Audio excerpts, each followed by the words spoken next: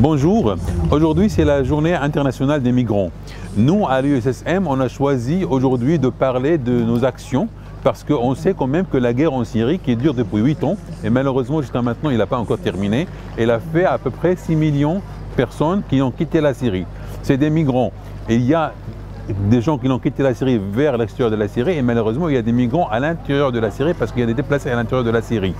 Nous à l'USSM, dès le début de ce conflit-là, nous étions à côté du peuple syrien pour les aider à travers de nos actions médicales. La première chose qu'on a fait, c'est la médecine de la guerre. Ici, on a simulé un petit bloc opératoire dans notre centre de Bab el-Hawa, qui existe depuis 2013, et que nous, à travers de ce centre-là, on a fait des formations médicales pour les équipes médicales sur place. Ces formations médicales, on l'a fait parce que c'était très important.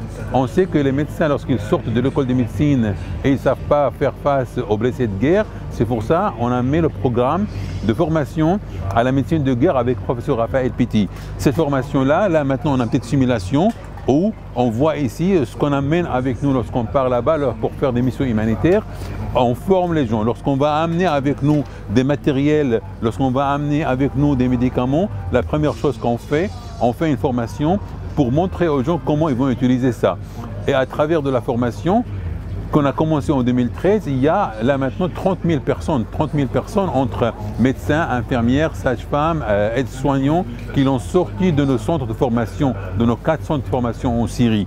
La formation c'est très important parce que, comme on a dit, il y a des choses que les médecins ils ne savent pas le faire parce qu'ils n'ont pas appris à l'école de médecine, comme par exemple les armes chimiques. On sait que suite quand même à l'utilisation des armes chimiques, malheureusement pendant cette guerre-là, il y a beaucoup de victimes suite à des armes chimiques. Ces victimes aux armes chimiques, il y a des protocoles spécifiques pour faire face aux victimes des armes chimiques. Et ça, on a fait la formation spéciale pour ça. On a amené avec nous des combinaisons, des masques, des filtres et on a expliqué aux gens là-bas comment utiliser. Déjà pour eux-mêmes qui se protègent, l'équipe médicale, avant de commencer à soigner les gens, il faut quand même qu'ils se protègent. On a formé les casques blancs à faire face à l'utilisation des armes chimiques. On a amené avec nous des mannequins, des filtres, des masques et on a montré aux gens comment on va faire ça. On a passé de la formation de la médecine de guerre et des armes chimiques vers d'autres formations. La médecine tout court à travers de nos centres de soins primaires en Syrie. À travers de nos centres de soins primaires en Syrie, on sait qu'il n'y a pas que les victimes des bombardements, il y a les maladies chroniques.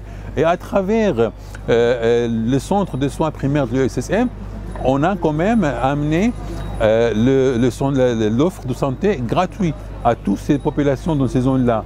À travers de nos médecins, nos sages-femmes, on soigne les gens. Et c'est des centres de soins primaires à l'intérieur de la Syrie. Et il y a des centres fixes, il y a des cliniques mobiles. On reçoit les gens, les femmes, les enfants, les blessés, les malades. Il y a un examen médical, il y a une distribution aussi des médicaments gratuitement pour tous ces gens-là. Les actions qu'on a fait, on continue à le faire. Et suite à la situation actuelle, qu'il y a beaucoup de déplacements à l'intérieur de la Syrie, et il y a des gens qui ont quitté leur maison, qui ont quitté leur quartier pour être dans un autre endroit, soit dans les camps de réfugiés, soit des centres de déplacés. Et là, ils n'ont pas l'accès à la médecine. Vu qu'ils n'ont pas l'accès à la médecine, donc on est allé vers eux, on est allé chez eux à travers des cliniques mobiles. La clinique mobile, c'est une clinique mobile où il y a un médecin généraliste, une sage-femme, une infirmière qui partent avec leurs moyens dans cette vanne mobilisée vers les centres de réfugiés pour examiner les gens et distribuer les médicaments gratuitement. Il y a aussi les campagnes de vaccination qu'on a fait. À travers des campagnes de vaccination, on a arrivé quand même à vacciner les enfants qui sont dans l'âge de vaccination. Donc c'est ça l'USSM, on continue à travailler. On sait qu'actuellement en Syrie, il y a à peu près 11,7 millions de personnes qui ont besoin d'aide humanitaire en urgence. On sait que parmi eux, il y a à peu près 4,7 millions de personnes qui sont en situation de malnutrition. Et il y a des programmes à travers l'USSM pour les enfants, pour la prise en charge des enfants, pour la prise en charge de malnutrition, sans oublier l'effet psychologique de cette guerre-là. Et c'est pour ça, à travers l'USSM aussi, on a des centres de soutien psychologique qu'on soutient les enfants. les mamans, les gens qui l'ont suivi, qui l'ont subi tous ces quand même bombardements, toutes ces années avec la guerre, il y a une conséquence psychologique très importante, et c'est pour ça qu'on a dans l'USSM, on a un programme de soutien psychologique.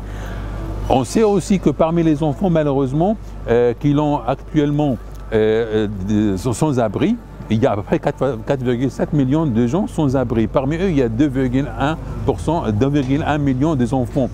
Il y a à peu près 2 millions d'enfants actuellement qui ont sorti du système scolaire. Il n'y a pas de système scolaire dans ces zones-là. Donc, tous ces problèmes, toutes ces situations en Syrie nous poussent à continuer à travailler parce que malheureusement, comme on a dit, malgré 8 ans, la guerre n'est pas encore terminée en Syrie. Il y a beaucoup de besoins. On a besoin du soutien de tout le monde pour nous continuer à travailler, continuer à faire nos actions. Là, ce qu'on lance aujourd'hui, on lance 2 cliniques mobiles qu'on a besoin dans ces zones de déplacés, comme on a dit. Et les cliniques mobiles, on sait que chaque clinique mobile, ça coûte à peu près 25 000 euros à 50 000 euros. On peut avoir 2 cliniques mobiles qu'on va le mettre quand même dans le service bientôt, et surtout qu'on s'approche là maintenant de l'hiver. Il y a des besoins énormes et je lance un appel à tout le monde pour nous aider à continuer à faire nos actions. Merci.